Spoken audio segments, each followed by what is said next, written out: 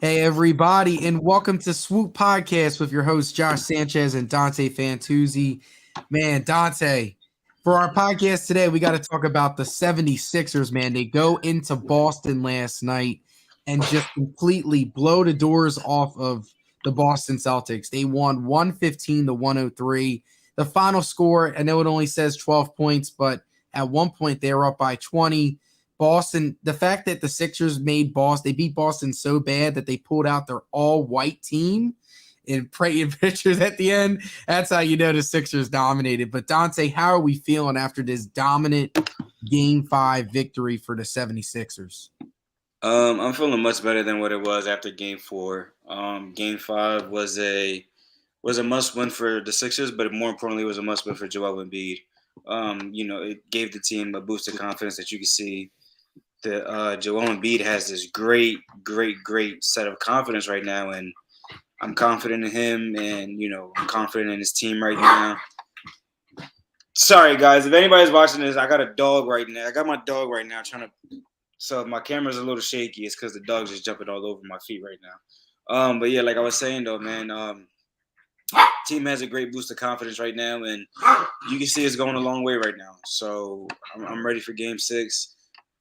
But by any means, does that mean that I'm ready to, say, okay, the series is done and over with? No, it's not done. It's not over with. Boston is still Boston. They were in this predicament last year where they were down 3-2 against Milwaukee and found a way to win the series, make it to the NBA Finals as we've seen. But yeah, man, I'm just feeling a lot better after Game 4. Yeah, I know. I was gonna say, I remember the last time we recorded, I could tell you were adamant, you were very frustrated because it should have been a blowout, right? And what the Sixers team, and I had a gut feeling that we were due to punch Boston in the mouth just because of how arrogant some of the Boston players were talking after Game 4. I know Jaylen Brown said I needed to take more shots, and there was there's just a lot of talk going on by the Boston players. So for the Sixers to come out there and dominate the game from start to finish, they literally outscored the Celtics in every quarter. For every punch the Boston Celtics tried to throw at us, we answered. And it was a really good statement game to show to everybody that we are on Boston's level. Now, like you said, though, the job's not finished. The Sixers need one more game. They need to step up. And this closeout game is going to be the toughest game out of all of them, because Boston will answer and Boston will come. So, am I going to expect Boston to shoot that poorly ever again? Probably not. But in terms of the Sixers controlling the pace, Embiid, like you said, has been confident 3 straight 30-10 games. Well, I know he had 7 rebounds last night, but he's had 3 straight 30-plus scoring nights. He's getting a really good flow, really good rhythm. He's dominating. He's asserting himself. No longer on the knee brace either. But my point is that this closeout game is going to be a dogfight, like you said, Dante. Same position last year for Boston. Milwaukee. In fact, Boston blew a 14-point lead in Game 5 of last year's playoffs. There was a lot of talk, about will Boston come back? And Jason Tatum answered in Milwaukee and put up 46 points. And that was just a real statement game for the Boston Celtics. So my point is, this team has been here before, and they have come back from 3-2 series before. So the Sixers, we cannot take this lightly. It's great that we're up 3-2. I'm really happy, especially the way how we got to this point. But the job is not finished. The Sixers need one more dominant game to just close it out. And I will say, this crowd at Wells Fargo Center, Game 6, is going to be rocking. It might be to the equivalent of the Phillies against the Braves in the NLDS of this October in terms of the yelling and the screaming. So, Wells Fargo, they're going to be up and they're going to be ready. So I think that crowd can help give the Sixers a boost, but they are going to have to step up one last time and close out this series. So Dante, just my next question just for you, what is your overall confidence level now? Because I know you mentioned that you feel a lot better than you were after Game 4. What's your overall confidence level for the Sixers to close it out? Do you think they can get this done in 6? I'm not gonna say no, they can't get it done because obviously from Game 5 they show that they can get it done. Um, so I had to go and rewatch everything that I said after Game 4, and I was everywhere. I was everywhere. I was such in a bad mood. I was everywhere, and I had to go back and watch a couple of the highlights from Game 4. Watching Game 4 and watching Game 5, I'm like, okay, the Sixers found something that they can work with. And the reason why I had all of that madness after Game 4 was because I felt as though Boston should have never came back. Boston should have never made that run. They should have never got themselves back in it. They should have never took the lead. That game should have never went into overtime. That fourth quarter should have never happened at all. And that was my main focal point of the entire game because quarters 1 through 3, they were in control. James Harden had a nice flow to the offense, and Embiid was doing Embiid like things on the offense and defensive side of the ball. And it just transpired over to Game 5, to where Embiid was dominant. You felt his presence on the offensive side and the defensive side. You had Boston, nervous to get inside the paint. They couldn't make a jump shot, well, a 3-pointer to save their life. So you could tell Boston was frustrated. And as far as Boston is right now, the way that they look, I'm not gonna say they're broken, but they look fractured. They don't look like the same team as last year. Jaylen Brown and Jason Tatum just don't seem in sync and on the same page and on the same flow. Um, right now, they just seem like the complete opposite of the Sixers right now. But I keep saying right now because this is the playoffs. Anything can happen in a snap of a finger. In a blink of an eye, everything could just go down south. But as far as confidence level, I'm gonna have to go with about a 5.5 out of 10 right now. I can't go with anything higher because I haven't seen the Sixers in a closeout situation yet. I haven't seen the Sixers. Well, not the. I haven't seen the Sixers in a closeout situation, but I also haven't seen Joel Embiid in this predicament that he's in right now. I haven't seen him in the second round of a series with just needing one game to advance to the Eastern Conference Finals. I haven't seen that Tobias. I haven't seen it with Tobias Harris. It's been a while since James Harden was in this predicament. And the one that stands out to everybody the most was Game 7 against the Warriors, and they shot terrible to for Game 7. So my confidence level is a 5.5 out of 10. I can't go much higher. That's not to say that the Sixers can't get it done. Like you said, that Wells Fargo Center, man, is going to be rocking. It's going to be rolling. That's enough energy right there for that team to feed off of. That's more than enough energy. But the reason why I was so infatuated with Game 5 was because you didn't need James Harden to drop a good 40-plus points. Tyrese Maxey stepped up. Tobias Harris stepped up. Daniel House, I don't know where the hell this guy came from. Oh man, I know. Excuse me. I apologize. No, you're good. You're good. But yeah, like the reason why I like Daniel House, I wanted to highlight this comment because I know you made it. You were mentioning Daniel House. Like shout out to on YouTube, one of the guys that commented. Like Daniel House coming in giving us 10 big points, and it wasn't just like that, but he was also finishing around the rim. I don't know about you, but throughout this series, I have seen countless blocks in the fast break. Like we would get a steal or we would get a block. Yes. And we would just get stuffed. And the fact that Daniel House came in and just hit some tough transition buckets was something that we needed. But I don't mean to cut you off in any sense. No, but you're good. You're good. We got Daniel House gave us more than just those 8-10 points that he provided off the bench. I mean, he guarded Malcolm Brogdon really, really well. He got his boards, points, transition, finish around the rim. But the highlight of the night was the fact that that matchup between him and Brogdon, it was a good matchup to help the Sixers. And I really think Doc needs to go back to that matchup in Game 6, especially with Derek White struggling right now. I can really see Joe Mazzulla, trying to pull out all stops like, okay, you know what? Derek White doesn't have it right now this series at all. Malcolm, get in there. Because we all know Malcolm Brogdon is the better player, the better floor general, better shooter, better defender. Malcolm Brogdon is just a better all-around player than Derek White right now. So with that being said, that matchup, I like that matchup. It favored us in Game 5 with Daniel House Jr. He's an athletic wing. And the thing that we didn't highlight was that when we take and beat out the game, and we heard that James Harden likes to roll with the five that he feels comfortable with. Well, him and PJ are the only two that play with James Harden the most, going back to the Houston Rocket days. So there's familiarity there. There's chemistry already there built in between them two. So if Doc is gonna rock out with Daniel House Jr., part of that second rotation, by all means, go with it. I'm all for it. It worked game 5. I don't see why it can't work game 6.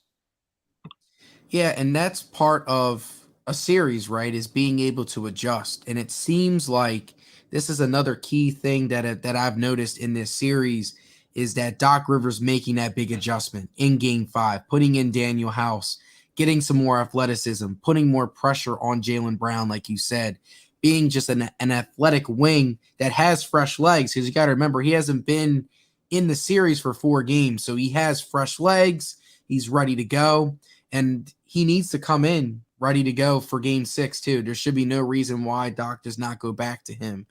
Now, I do wish, the only thing is just me nitpicking, he did have a couple of clean open looks for 3.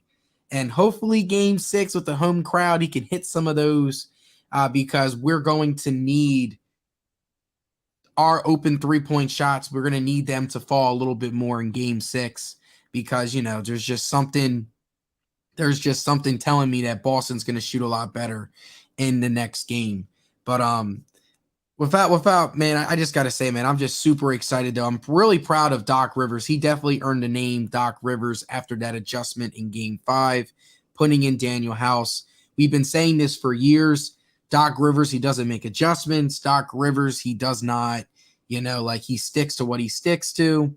So you got to give a little props to him for making that adjustment for Daniel House. And I will say his post-game press conferences have also been really good. So I can't complain with Doc Rivers right now. But that being said, though, there's still one more game that needs to be done. And as excited as I am about last night completely shocked me. We were 7.5-point underdogs on FanDuel. And the fact that we dominated the game from start to finish was amazing. But we need one more game to close. And like you said, we've never seen Embiid in this situation. This is the first time we've won a game 5 since 1982, or no, 2001, since we've won a game 5 and 2-2, game 5 on the road. We haven't won a game 5 since 2001. So this is brand new for all of us. Can they close is the big question. But how are you feeling though, Dante? Anything you would like to add or anything I'm missing? As far as missing, I don't think so. I think you're hitting everything right on the nose that we've been touching. But as far as the add on, at the end of the game, we just seen this look on Embiid's face, and it just showed pure confidence. He looks like he's ready for that moment. Even though he hasn't stepped into it or dealt with it yet, he just has that look like, okay, I'm here.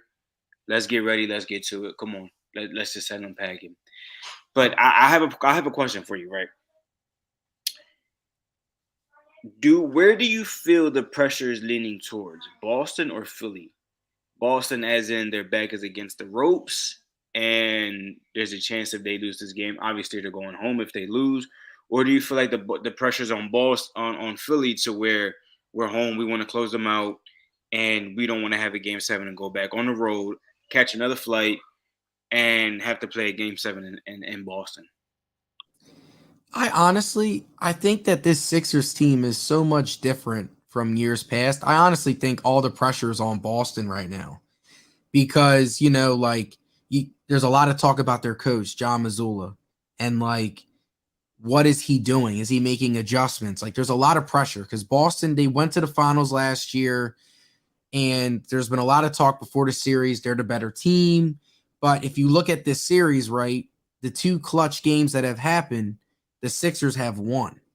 But I just think when it comes to this team, I don't really have a fact. It just seems like you said, seeing Embiid's face, he's ready for the moment. He's been all of the hard work he's put in has led to this moment now for him to have a chance to close out a team, right? A team that people said coming into the series was better than you, was more deeper than your team, right? So I think in terms of the pressure, I think all the pressure is on Boston at the moment because of how they looked in game 5. And also they let game 4 slip away. They also game 1 also slipped away too. Like if you're on the Boston side of things, you lost a game without Embiid. Game 4, you made this awesome comeback. Your coach doesn't call a timeout. You don't execute. You let that game slip away. And then you have this game 5 performance where you're at home, you're big time favorites, and the Sixers come in and blow the doors off of you. So I think in terms of pressure, I think all the pressure is on Boston. Just from like an energy wise, I don't feel like this tightness. Like it's different from the Atlanta Hawks series. Like the Atlanta Hawks series, game 7 at home, all of the pressure was on the Sixers, and the players reflected that. Coming in, like you could just see from the opening tip. Whereas, like with this team, like you said, it seems like they're hitting their stride. They're more comfortable. They're more together as a unit versus Boston, where they're sort of trying to figure out, all right, does Brown need more touches? Does Tatum need less touches, right? Because that's been a talk throughout the series. Brown has been like, I need more touches with the ball, right? So it seems like as this series has gone along, Embiid and Harden have found that rhythm, and the Sixers as a whole have found that rhythm. Boston is still trying to find it. And yeah, to answer your question, I don't know if that answers your question fully, but that's how I would take going in. I feel like the pressure's on Boston right now, man. I mean, me personally, I really don't know where to add the pressure to. I don't know if Philly should be feel more pressured because it's game 6 at home. They're up 3-2. They haven't. This is something they haven't done in over 20 years. Or is Boston going to feel the pressure because it's okay? We're back against the ropes, but we've been here before. And it wasn't like it was forever ago. It was last year, literally around the same time last year, where they were down 3-2 to a team in Milwaukee and managed to find a way and win that series. So as far as the pressure goes, that's why I had to ask you because I'm not too sure of okay, who does the pressure rely on most. But just to take it back a little bit though, as far as adding on something with game 2 and game 3, primarily game 3 because game 2 was just a complete shutout. A complete domination on Boston's hand to the Sixers. The way Harden played game 5 was not the way I wanted him to play game 3, but in a sense though, you know, Harden Harden has multiple facets to his game, and it's fascinating to watch. I mean, one game he's dropping 40 plus points, the next game he's getting almost damn near a triple double. He's 2 rebounds away from a triple double. But the difference in the game was that he controlled the tempo, he controlled the floor, he controlled the team, he controlled the offense. Everything was by his pace and his control. So it was more so like, he didn't have to do what he did games 1 and 4 because something happened that we hadn't seen in games 2, 3, and 4, which was Maxi step up. We seen Tobias step up. Daniel House came off the bench and provided you a spark. So those were the things that I was complaining and asking for, is because I'll be honest with you. Yeah, James Harden has shown he could drop 40 plus points in the series, and he may still have it. But that's not what I really want from James Harden right now. When I have a Tobias Harris, I have a Tyrese Maxey, I have these guys who are complement scorers and can score very efficiently when they're on and hot. So at one point, people are like, well, the people that I'm close to are like, oh, you sound like a Celtics fan. No, I'm not cheering for the Celtics. Even though I did pick the Celtics at 5 as my original pick, I just wanted more from our role players. I wanted more from our other max contract players. That's all I was asking for. Because if Philly wins tomorrow night, the series they're only going to get deeper in a playoff run. And let's not forget, James Harden had an Achilles injury almost 3/4 of the way done of the season. And his words, not mine, it ain't gonna get any better.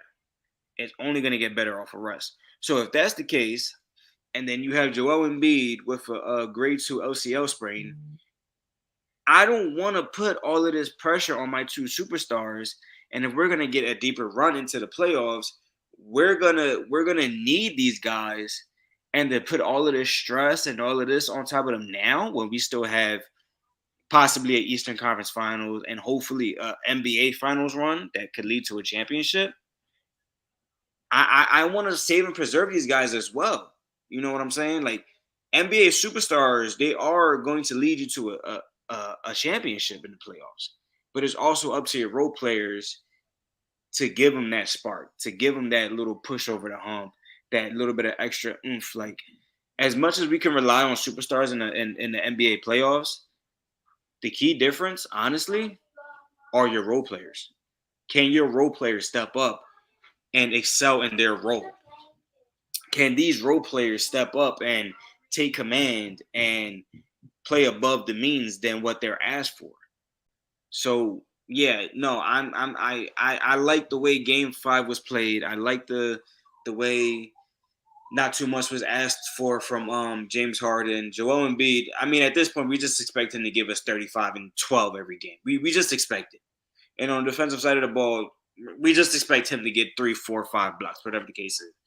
That's just the way we are. That's just the way Joel Embiid's game has grown into. We just expect it now. But I personally want to lighten the load for James Harden to not have to go and drop 30 points, 40 points with all of that, going into overtime and having to use extra minutes, because at the end of that, your legs are done. And it's a quick turnaround now because these guys are playing every other day. So with all of that being said, I definitely did like the fact that in Game 5, Doc Rivers adjusted to, okay, let's get Harden already down the court, and then now we're going to use Maxey as our primary ball handler, and then now we're going to go set a bunch of picks, get Harden the ball back, get the pick on Al Horford, with Al Horford guarding him, and then Joel Embiid, they could play him and James Harden and Joel Embiid could play a little two-man game, and it's, okay, Boston, good luck trying to stop this.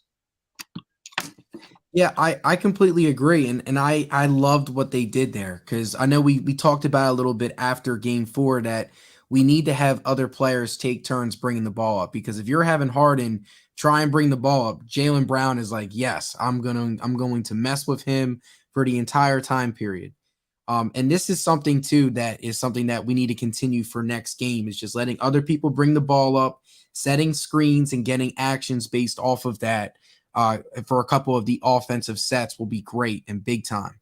Like you said, though, like when it comes to a series, I always like to add this part to every series. So like in order for you to win 4 games, right, you're going to need your superstar, your best player to have his statement game, right? So Embiid needs to have his statement game, right?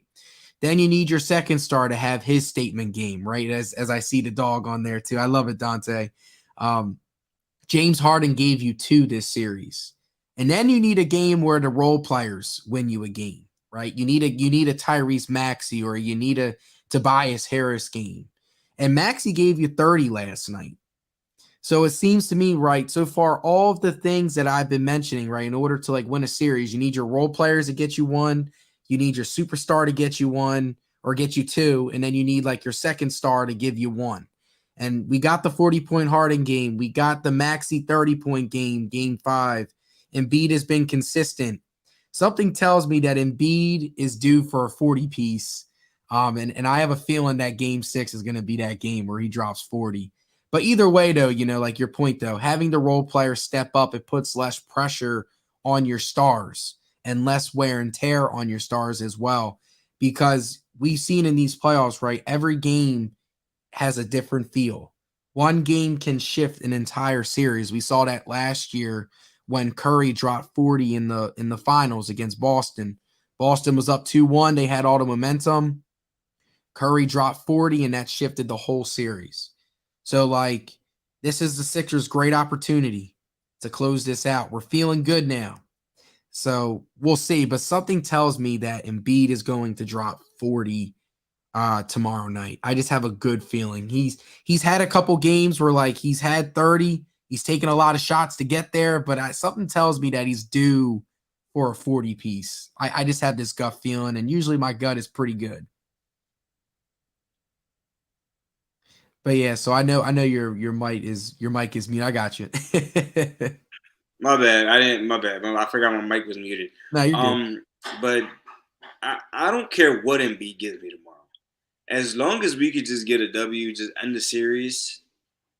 I I'm just in this phase where, like, you know what? If we're gonna win it now.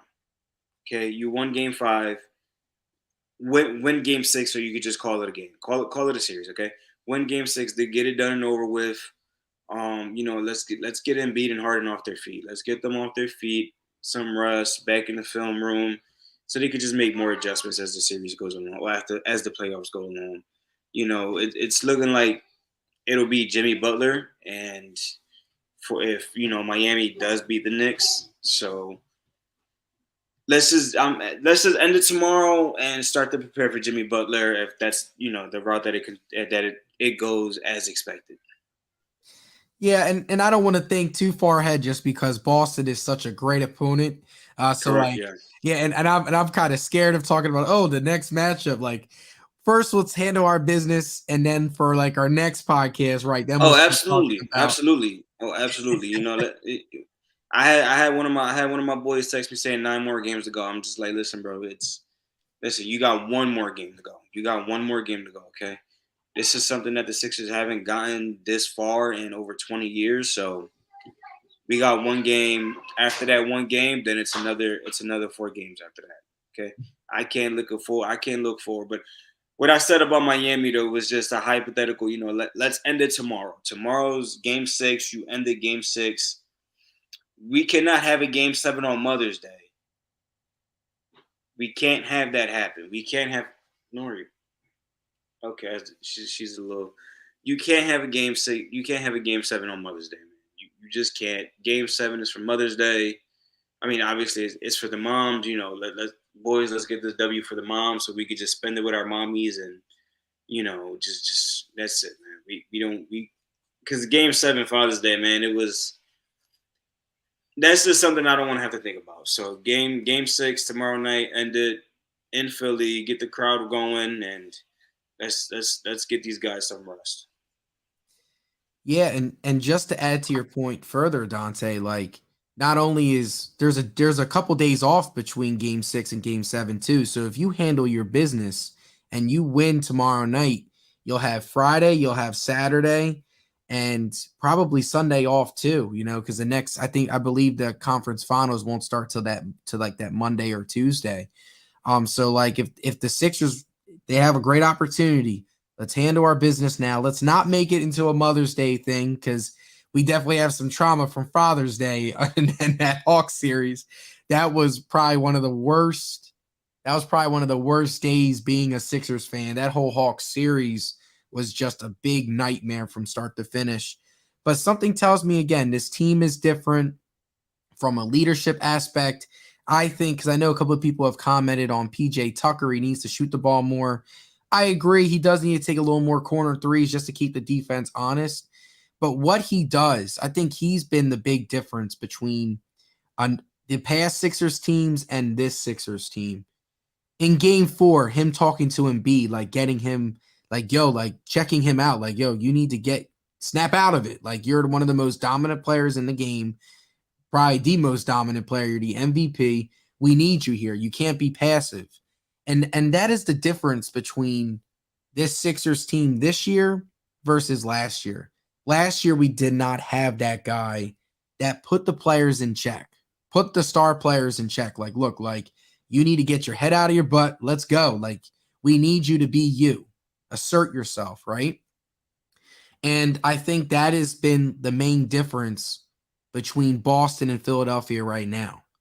With Boston last year, their coach was the guy that kept the players in check, right? It was like, yo, like, whenever I remember 8 games in, like their coach, Idoka, right? He would call out Brown and Tatum 8 games in saying, you guys need to play better. Like, this is unacceptable.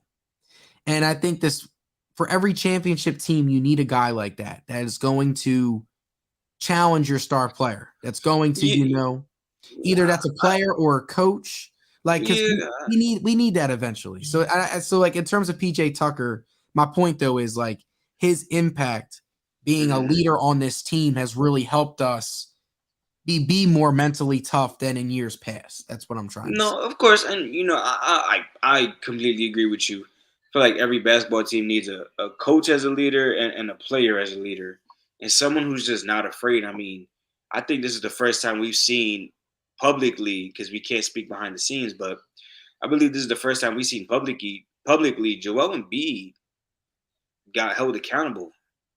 Like somebody dogged in his ear, and it was PJ Tucker, and it was like, okay, you can see Embiid like start shaking his head, like, yeah, like he agreed with him.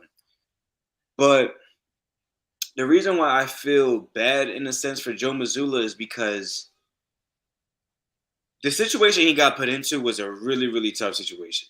I mean, you let the whole Ime Udoka stuff happen. You're a first time head coach. You're the youngest coach in the NBA.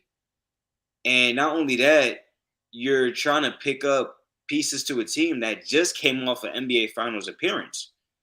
So and not only that, to put the cherry on top, it was a week before the season started. This all happened.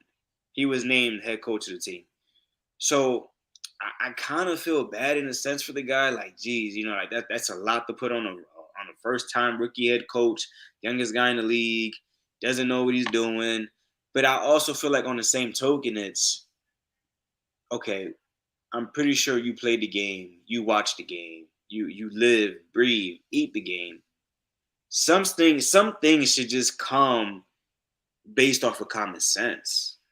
I mean, some things should just come based off of what you experienced as an assistant. I mean, some of the things that he's doing, and he just doesn't look connected with the team. And the players, and him that looking like he's connected with the team is also looking like the players aren't connected within each other. I mean, we had Marcus Smart come out and say, yeah, the offense isn't drawn up. It's just we just go out there and freestyle. So with that being said, it's okay. Well, let's look at the bigger picture then. If these guys are just out there freestyling some ball and doing whatever they want, imagine how good these dudes can be under an organized, respected head coach that knows what the hell they're doing. That's a little scary to me. But I'm okay with it though. I'm okay with it because it has the Sixers at a 3-2 series lead right now. So I'm okay with that. But with all Yeah, that being said though, bro, you hit it right on the nose, man. I think players, and that's the thing in the NBA, players don't hold each other accountable nowadays. And it bothers me when a lot of people tend to think that Joel Embiid is a bad teammate because he's holding his teammates accountable. Then that just tells me you can't be held accountable. Because damn, if I'm on the court or if I'm going to go run a game of pickup ball and I'm out there doing God knows what, I know one of my guys is going to hold me accountable. So with that being said, I'm willing to take the accountability. I'm willing to be like, yo, that was me. That's my fault. I made that. I made that terrible pass. I shot that terrible jump shot. I got a little too selfish on this play. And for the guys that I run ball with that are probably watching, they can tell you firsthand. I hold myself accountable. I hold others accountable, and I expect others to hold me accountable as well. So with that being said, I mean, if you're on social media trying to be a troll talking about a player's a bad teammate because he's holding his teammate accountable, or a player or a coach is holding his player accountable, like how's that bad? Like Joel Embiid said in that press conference after winning MVP, he just wants to win. I just want to win. Coach just wants to win. So excuse me for trying to hold you accountable to motivate you and put you in a better position that'll put me in a better position that'll put everybody in a better position to win the game. So yeah, Dante, I completely agree. And let's just see if the Sixers, can carry this momentum. So I'm not glad. I've been thinking about this too, as you were saying your answer. Like after game 3, like our confidence was at an all-time low, right? Like we needed to bounce back. And game 4 happened. PJ Tucker his leadership with Embiid helped in that fourth quarter because he ended up scoring some points in overtime. James Harden being James Harden, and then to have a dominant game 5. If the Sixers were to close this out on Thursday, that means they would have beaten Boston 3 times in a row in a series. And if I would have sat up here and told you that we have the chance to beat Boston 3 times in a row before this series started, everyone would have called us crazy. But that just shows you again just how the playoffs, it's all about, who is the team that's getting hot at the right time. And it seems like the Sixers are clicking and gelling at the right time. And one of the things that is not talked about enough in basketball, because when people think of box scores, they think, oh, how many Well, points someone has. well, But can I just add playing, on to one? I'm not trying to cut you out. I just want to add on to your point real quick. no, you're good. You're good. Add on. You got it. As far as the Sixers being the hottest team at right now, the Sixers were the best NBA team coming out of the All-Star break. They were the best team in the entire league record wise. So this isn't nothing new. To going into the series, it was just me not feeling comfortable with them playing against Boston. I mean, you played Boston 4 times, you won one, and the one game you won was when Jaylen Brown sat out. So as far as going into the series, I was only able to go into revisionist history. Okay, we played these guys 4 times. We lost 3. The one game we won, there to me, superstar of the team was out. So I was just going off of revisionist history. But yeah, just to add on to what you were saying though, the Sixers were the best team in the NBA coming out of All-Star break. So as far as them playing this well, it's not surprising. I just think to me it's surprising against this team. And this was the best offensive game they've had to me the entire series. Now I understand game 1 and game 4 they might have scored more points, but this game here was the best offensive game put together, offensive game plan, executed offensive game plan the entire series. Yeah, and I completely agree. And just like what I was going to wrap up my last point is like playing with pace. That's something that like as a basketball player, especially if you want to be a point guard, whether that's in college, high school, even in the pros, right? The good ones know how to play with pace, right? So like if you need to speed it up, right? Speeding up the pace. If you want to slow it down, being able to slow it down. Pace of the game can really dictate who's going to win and who's going to lose. The Celtics, they want to get out and run. The Sixers, they want to run more half court stuff, pick and rolls with James Harden.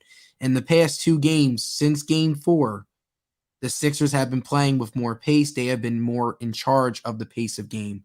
And pace is something that will not be shown up in a box score, but it's something that is very important.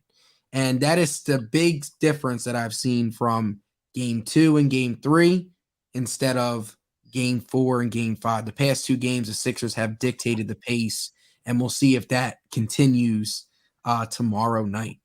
So Now, if we go back, remember when we did our live stream for game 1, the 3 keys to victory, I had said in that 3 keys to victory was do not allow Boston to score in transition, along with the turnovers and everything else. But Boston is a team that likes to get out and run. They like to get quick points. They like to get quick buckets. So you can control that and limit their transition offense. I'm happy with that. I know I will say and I don't want to jinx the Sixers because before I say this, like in terms of turnovers, the turnover numbers for the Sixers and Boston, they both have been very low, which has been really impressive. So that's something too. Like if we can get Boston to turn the ball over a little bit more in this next game, I also believe, Dante, the Sixers have not really had like a shooting night where everything is falling yet. And something tells me they're due for one. They're just due for a night where Well, that was game everyone 5. is. That was game 5. Well, I mean, Everybody was on one game 5. even with game 5, bro. If you look at it, like the Sixers, like they only made. Here, I'm gonna pull it up now. How many threes they made? They didn't make a lot. I swore that they did not make a lot. Yeah, they shot 40% from 3. Yeah, so that's a good percentage. So, I But mean, how many did they take you and know, make? Yeah, I'm gonna pull it up now. Let me see what we got. Let's see here. No, that's the recap. It I'm might be trying, under more, yeah, I'm trying to see team stats. Let's under see. or under Full team full stats. team sets. Yeah, so the Sixers shot 12 of 30. Not 12 or 30. Okay. Yeah, so Okay. I just have a feeling that they're due for like a night where like all of the open looks are Where the room looks like the polished. ocean. Yeah. I got you, brother. I got you. But I Okay. mean that that may be a possibility. It may end up coming game 6. But as we all know, a closeout game is no easy game. It's hard earned, worked, and so Yeah, I know. I I'm will. expecting Boston to come out firing on all cylinders. Um, but the one thing that I can say was, and I'm pretty sure you might have thought this too. It was, when is Boston gonna go on that run? Because game 5, I'm thinking, okay, Boston's going on that run. Okay, it's gonna happen now. No, no, it didn't happen. Oh, wait, hold on. No, okay, good. End of the game. So with that being said, it was that little bit of fear still creeps up in the back of your mind, Yeah. and I still have that little bit of fear in the back of my mind to where Boston might go on that run. But when it seemed like Boston was going to go on that run, great credit to Doc Rivers to calling a timeout and killing it, stopping the crowd from getting back in. So he basically pulled a Nate McMillan for himself. Because if we go back to when the Sixers played the Hawks, every single time Philly just happened to go on a quick 4-0, 6-0 run, Nate McMillan called the timeout and it just sunk it right out of us. So that's a major, major, major credit to Doc Rivers for doing that. Also, just a little side note before like we wrap everything up. Marcus Smart and his flops. They have to stop calling them. They have to. I will say the only thing that was keeping Boston in the game in game 5 was the free throws. I believe the Sixers had 22 fouls. Boston only had 15. So hopefully in game 6, home crowd, hopefully the Sixers will get some of those foul calls. But if Marcus Smart is But going some to of that continue, pressure might be on the refs. yeah. So Since like we that, talked about which team has more pressure going into game 6, the refs could be feeling some of that pressure. true, true. You're not wrong on that one. So I just don't want to see Smart's flops where he's just running into PJ Tucker and flailing his body and they're giving him 2 free throws. I'm like, come on. Like, that's the only thing I'm just like, come on. That's just his game. That's just, you hate it, but if he was on your team, you love Kid. You're not wrong on that one. But I know we're around like that 40-minute mark. So I know tomorrow is going to be a really big game. Before we wrap up, Dante, how are we feeling? Do we think the Sixers close this out in 6? I need a prediction. it. Oh, Jesus. I'm gonna say they close it out. Um, the Sixers have found something that Boston has yet to stop offensively, well, defensively for the Boston has just yet to stop what the Sixers have done on offense so far. Joel Embiid has definitely played beyond MVP level right now, offensively and defensively. That little 12 to 15 footer is just automatic. You can't guard that man 1-on-1. You just can't. Nobody can guard that man 1-on-1. You can't. Al Horford, Grant Williams, and what's the other dude's name? The one that Robert he hurt. Williams. No, Robert Williams. yeah, no, no, not Robert Williams. The other one, the other Williams, Grant Williams, Grant Williams. Oh, gotcha. So those three, they can't guard him, and the Sixers have a major mismatch when Joel Embiid has the ball right at the free throw line with Marcus Smart guarding him or Jaylen Brown guarding him. So there's a big mismatch there. Boston has yet to stop him. So I'm hoping I'm hoping and I'm going to say Sixers in 6. They close it out. Joel Embiid finally gets that playoff moment to himself that he's truly earned and deserves, just like the MVP award. So Sixers in 6, and that crowd's gonna be rocking. Yeah, I agree. I think Boston has came in the Philly and has been a little bit too comfortable. Both games they've come in have been dogfights, been to the end. Game 3, they pulled away. And in game 4, the Sixers came back and answered their run. I think the Sixers are due for a dominant home performance. Something tells me something's different about this team. I think the Sixers close it out. I think Embiid drops 40. He's due for a 40 piece. I think he gets us 40 game 6. I will say they need to get it to him down low a little bit more towards the end of game 5. They were getting a little, just a little, like a little bit like, and part of that was due to Maxey hitting shots. But I think Embiid gets the ball down low a little bit more in this game. He puts up 40. Sixers close out Boston. And our podcast after game 6 will be celebrating. Hopefully it'll be good times of fun. All right. But for now, though, in terms of the podcast, that is it for the Swoop podcast. Dante, And I will say, say, and I will say, if the Sixers win, I will eat crow and say I was wrong, completely wrong about Boston, and you'll hear it first. And I told you, Josh, I don't mind being wrong. I will tell you when I'm wrong. You will hear when I'm right. I don't have a problem admitting it. So Sixers pull this off, you will hear directly from me. I was wrong. But until then, the series is not done and over with. You still got one more game to win. Let's go. 10-9, 76ers.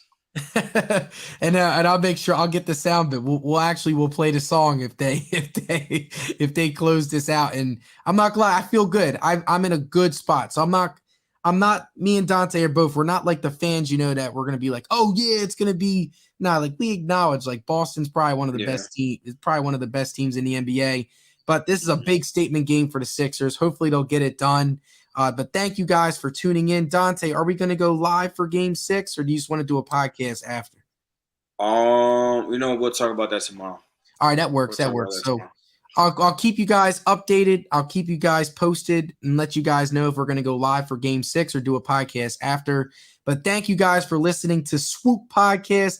Dante, you got to give me a big swoop here. I love it, guys. So take it easy. Go Sixers. Don't forget, hit the subscribe button, hit the turn on the notifications, follow the social medias, do it all. All right, guys. Like Dante said, check us out, follow us, like, subscribe, send our podcast to friends, family, spread the word. We got something special cooking. But have a wonderful night. Go Sixers, stay safe, and I'll see you guys tomorrow.